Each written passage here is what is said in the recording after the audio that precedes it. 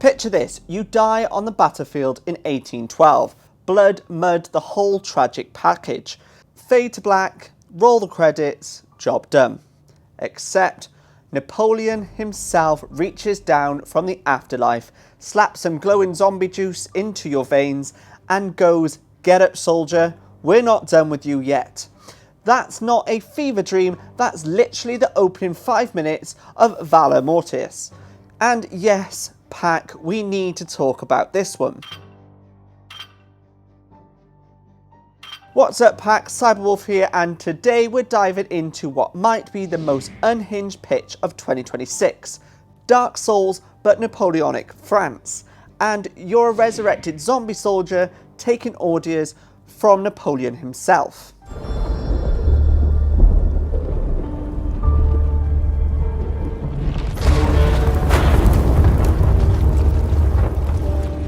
What would you give for victory? Your life?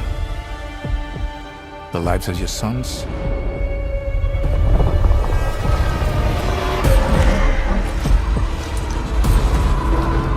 The line between victory and defeat is thin. I know, you're thinking another soul-like, really? And I said the same thing, but stick with me because this one got a few tricks up its bloody mudcaked sleeves. We're covering what it is, who's making it, what the critics are already saying after going hands-on, and when you can actually get your hands on it too.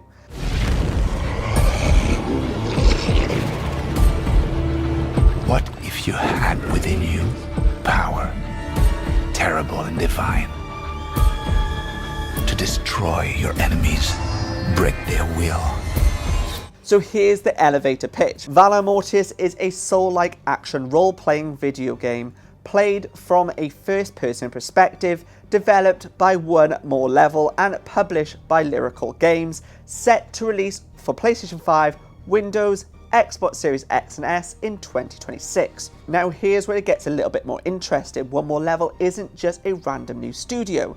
They are the same developers behind Ghost Runner Games. You know, that ultra-fast cyberpunk parkour slasher where you die in one hit and rebuild your soul chasing that perfect run.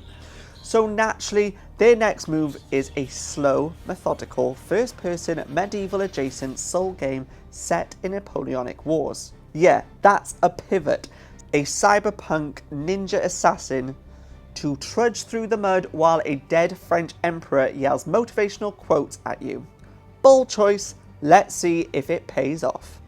The team first decided on the core gameplay formula, a three-way mix between melee combat, range combat and magical abilities before determining the game setting. So the combat came first, the historical horror skin came second. Honestly, that explains a lot about why this thing feels the way it does. Would you have the strength, the resolve to wield it? You play as William, a soldier from the Grand Army, brought back from the battlefield grave. But, and this is the fun part, the Europe he wakes up to is not the one he sacrificed himself for. A mysterious plague now sweeps the continent, and William has been reborn with its corrupting power pulsing through him. So basically, you died for the Empire, and you got resurrected by the Empire's founder, and now the same empire is falling apart from a supernatural plague that's turning your old war buddies into monsters. Commandres to corpses to abominations. Rough week for William. Oh, and Napoleon himself, he's not just some voice in your head, he's actually voiced by Vincent Cassel. Yeah, that Vincent Cassel. So the man barking orders at your reanimated corpse has an Oscar-worthy French accent doing the heavy lifting. No notes. For your country. For your empire.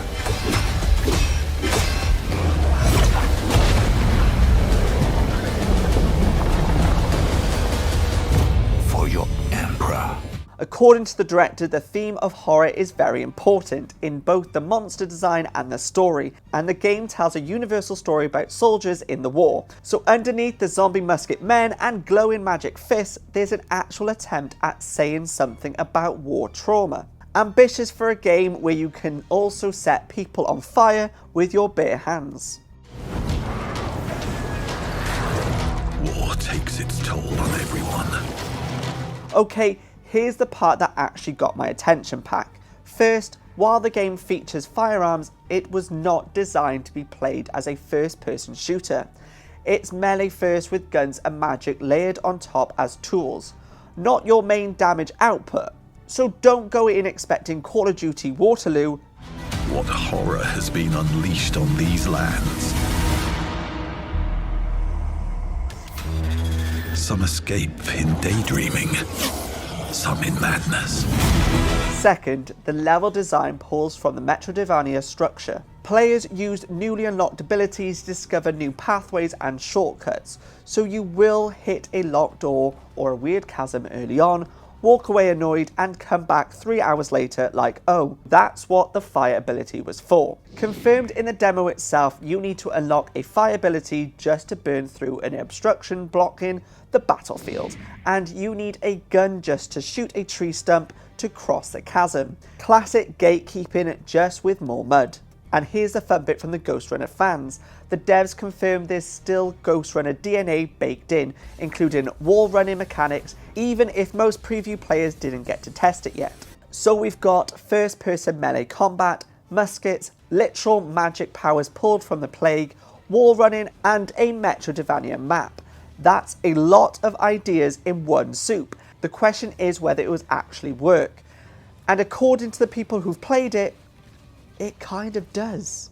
So this isn't just marketing fluff, actual outlets got hands-on time at Summer Game Fest 2026 and doing the Steam Next Fest demo. One preview described the combat as requiring a bit of patient strategy with maneuvers like parrying, while also rewarding a flurry of hack and slashing. So it's not pure defensive soul-like stiffness, there's a room to go aggressive.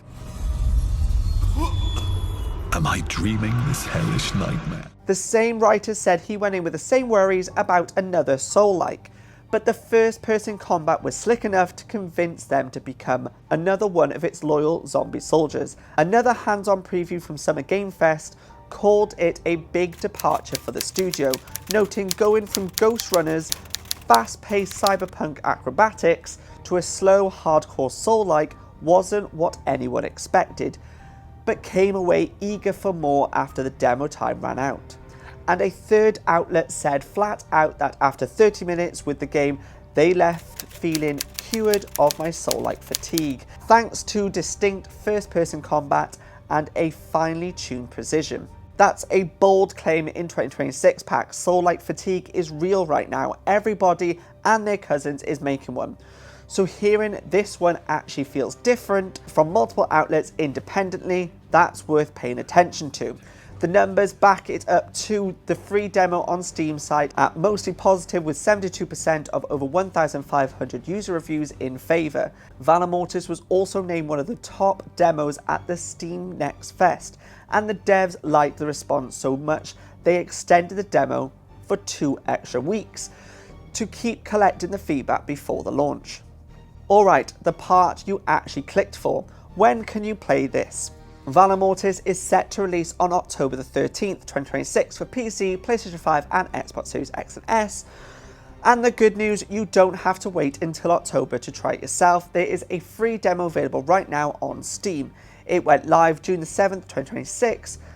And thanks to the Next Fest response, it's been extended. So go grab it, form your own opinion and come yell at me in the comments if you disagree with anything I have said today.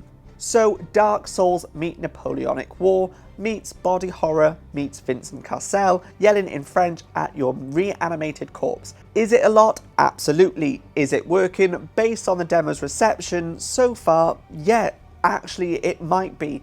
If you enjoyed this deep dive, smash that like button, and if you're not part of the pack yet, what are you doing? Subscribe, hit that bell, and let's level up together. This has been Cyberwolf. I'll see you in the next one.